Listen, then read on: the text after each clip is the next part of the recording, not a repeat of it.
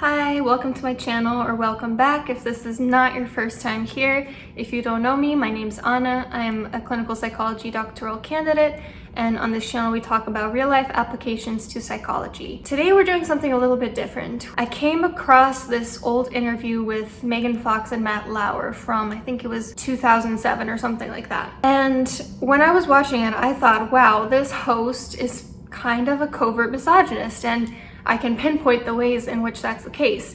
And then I realized, oh, this host is actually Matt Lauer, who was fired from his job for alleged sexual misconduct. So it kind of made sense. And I thought it would be useful to just go over that video and talk about the different signs of covert misogyny, something more subtle, more discreet, that isn't that out there as simply saying, I hate women. Because I think it's really important for us all, not just women, to be able to identify this when we're faced with it, so that we take note of those red flags and then know next time it happens to note a pattern. And I think this example actually does show very vividly that when someone is showing those more subtle signs of covert misogyny, it could actually reflect some really deep-rooted stuff there, as it seemed to be in this case. So let's go right into it and let's react to this video. Back now at 8:11 with one of the biggest names in Hollywood, Megan Fox. She turned heads in the Transformer films, and now she gets her first title role in Jennifer's Body, playing a small-town cheerleader possessed by a demon who feeds on high school boys. Megan Fox, good morning. We just want to point, she was putting coffee down, nothing more sinister. And you said to me earlier, this is a comedy. You want people to know that. You don't want them to think this is hardcore horror. Exactly. It's not. No, it's a sort of irreverent dark comedy with some horror elements to it. Sorry to pause already, but she is so beautiful. Like, she's so stunning. It's incredible. But people should go into it prepared to laugh, hopefully. To snicker. So there are going to be some snickers here. You're not looking for people to come up with serious critiques afterward. Okay, that was the first red flag that I saw. Because she's talking about how this is not just hardcore horror. This is something that is supposed to be a lighthearted comedy in a sense. It's supposed to make people laugh. It's more of like a sardonic, ironic type of play on horror movies. It's not like typical horror genre. And having seen Jennifer's Body, I would agree that it's kind of poking fun at the entire genre of horror. But how he interpreted that statement was, oh, okay, so this isn't like a real movie. Like, we shouldn't expect to critique it. Like, you're not looking for like constructive criticism or stuff like that. So already it's pretty clear that he is not taking this movie seriously. She has not indicated anything that it isn't a serious movie. She's simply saying it's deeper than just typical horror. It goes beyond that, and it's a little concerning that already he's taking that to mean let's not take this seriously. Let's go on. Well, no, not if you're going in thinking you're going to see a slasher or a thriller. It's not that. What made you take this role? Because you're in an unusual place in your career right now. I'm sure stuck between this wild popularity that has been given to you, or that you've achieved through these movies, these huge Transformers movies, and this other area where you want to be known as an actress. Right. So tell me about this role as it came along and what made you say yes to it. Okay, so that's red flag number 2, because he's saying, okay, basically, you have gained this immense popularity, but on the other hand, you're trying to make yourself known as a real actress, suggesting that right now she's not a real actress because, let's be honest, in this time, she was very sexualized. She was like a sex symbol. And a lot of people, unfortunately, did not take her seriously because of that. And I think it's really sad because she's trying to branch out, and it's almost like he's kind of passive-aggressively saying, oh, so you're trying to become like a real actress right now. Also, did you catch when he said that this popularity was given to you, and he kind of caught himself and he said that you've achieved? His instinct was to say that this was handed to her on a plate. Not that she worked hard for it, not that it was her earned hard work. Well, the script, I mean, Diablo Cody wrote the script, and that's really all I needed to know. Before I even opened it, I wanted to be a part of something that she was a part of, because she's so brilliant and I admire her. And on the first page, there's a belly laugh. I laughed out loud reading, and then there's a laugh on every page after that. So I just had to be a part of it. I thought that the writing was unbelievably original, and it was something that we haven't seen in theaters in a long time, a movie like this. It feels very 80s when you watch it. Let's stay on this place you're in right now, though. I mean, how kind of delicate a situation do you find yourself in? Your choices now are going to get analyzed a lot by the people who either want to see you in one way or aren't used to seeing you or want to see you in another way. Right. So did you notice how she was kind of talking about the script in the movie and how brilliant she found the writing? And instead of focusing on that and following up and really taking it where she wants to take it, he's turning it back to her image and this duality of her as a sex symbol versus her as a serious actress. So how does that affect your decision making? I try to just do, mainly I'm just happy that I'm working and that I'm still working and I continue to get these opportunities, but I try to make choices that are different from whatever project I was last working on, and this is definitely very unique. And then I've worked on a project since with Josh Brolin and John Malkovich, and I've been lucky enough to surround myself with extremely talented people.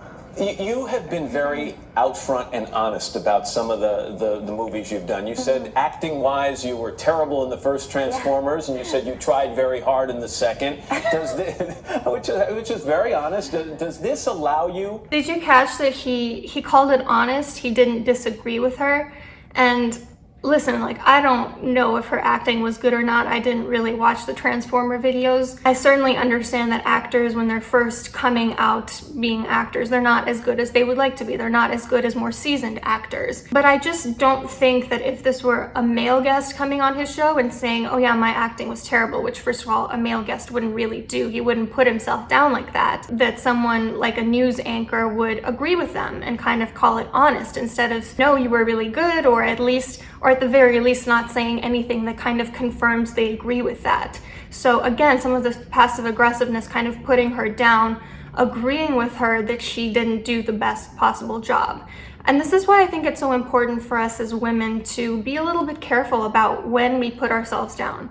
If we have self-esteem issues, if we have insecurities, it's perfectly fine to be open with people who we trust, with our therapists, with our family, with our friends, with our partners, but be very careful about placing those on blast for the entire world to dissect, because there are people like this who will take that and run with it. To expand this role? Well, I think it's not about allowing me to expand, because that was never the issue. I think I'm just new, you know, I'm very green still and trying to figure things out and wanting to become better. And this was definitely a more complex character for me, because there's a lot going on with her and a lot going on with all the characters in the movie. So it was a lot of work. I put a lot of effort into it. You're also outspoken about your personal life. You said this, and I think it surprised a lot of people. Don't get nervous. You don't have to laugh. I'm so nervous. You said, I'm really insecure about everything. I never think I'm worthy of anything. I have a sick feeling of being mocked all the time. I have a lot of self-loathing. So again, she was talking about how much work she put into the character, about how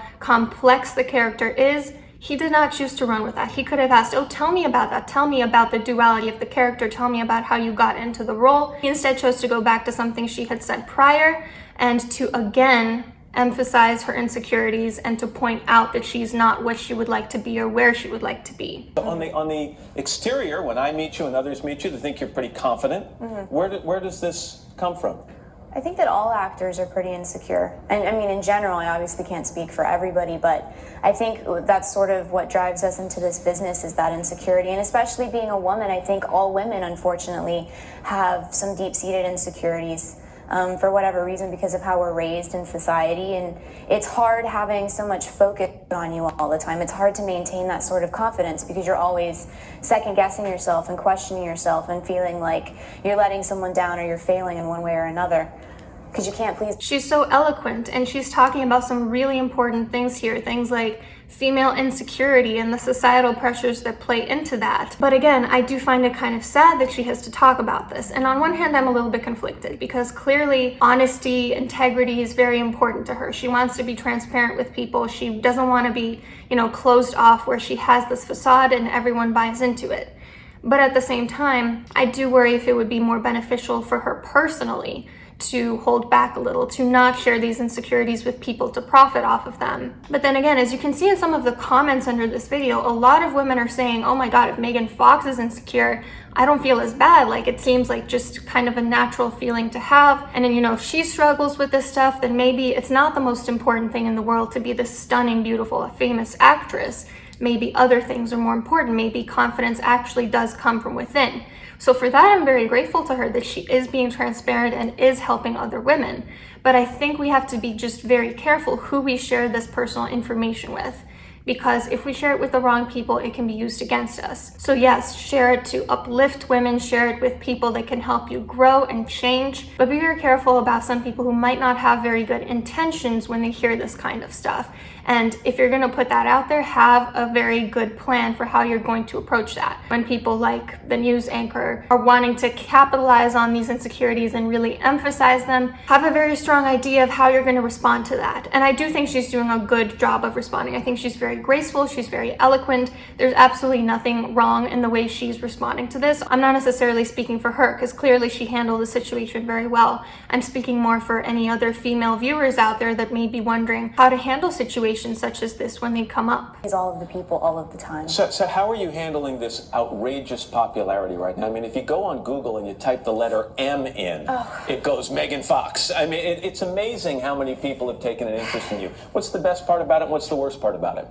Well, the best part about it, I mean, is you always feel blessed and lucky to have any sort of success in this business, because it's so hard for most people to achieve it. And I feel like I do feel undeserving of it, but I feel like it came pretty easily because I was involved in something that was so big and so much bigger than I was, and it opened all these doors for me. The worst part about it is just the lack of anonymity, which is a hard thing to describe to people that don't understand, but it's when your privacy is taken away, or when people are constantly picking apart everything that you say or you do and judging it. It's tough to live in that space every day. It's basically like you're always in high school. You never get out of high school. Hollywood is a giant high school. And as we all know. I love how she's being very humble and honest, and at the same time not resentful. Like, she's talking about the negative parts of being a celebrity without saying like, yeah, this sucks, everyone's horrible, it's not worth it. She is being so graceful in this moment. Parts of high school were terrible. Yeah.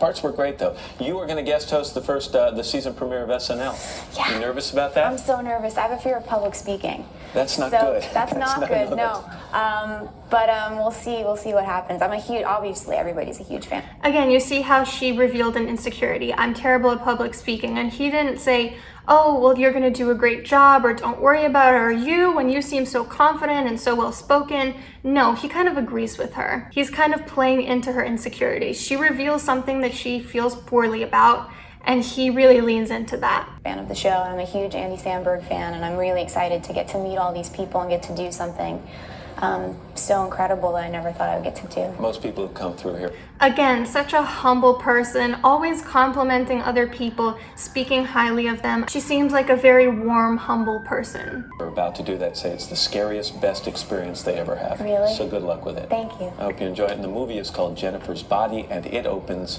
on Friday. Megan, thanks very much. Thank you. Good to see you. Coming up. Okay, so the scary thing about that last part was that he actually does seem like a very friendly, charismatic, almost warm person when he wants to be. That's why he had the job that he had. He was a great news anchor because he could be someone that makes people feel comfortable. Unfortunately, what we know now is that people can have that duality. They can be very warm and charismatic and confident and all that stuff, while at the same time being predators. I think the main takeaway from this is the way to recognize covert misogyny, or a couple of the ways to do that. First of all, if you're talking about something, you're trying to go in depth to describe an insightful, complex phenomenon, and the man you're talking to is simply not listening, going straight around it, wanting to instead talk about something personal, something that you didn't bring up, that you maybe don't want to talk about, that you could be feeling insecure about. Another sign is the negging. Negging, if you don't know, is when someone tries to kind of give you a compliment while also putting you down. It's a common pickup artist technique, and it really is something that as women I think we should all be aware of. So you'll hear that in some of the passive aggressive things he said. Like when he was saying, oh, you know, you were given all this popularity and now you're kind of wanting to be seen like a real actress. The implication there is that this popularity was given to you, you didn't earn it, and you're not a real actress, you're not a good actress. The name you're trying to make for yourself, you haven't proven yet, you're not entitled to that. So those are some of the things to look out for in regards to covert misogyny. I hope this video was helpful. Please write down any other signs of covert misogyny that you think would be helpful for any viewers to know. Don't forget to hit like and subscribe if you enjoyed this video, and I'll see you soon.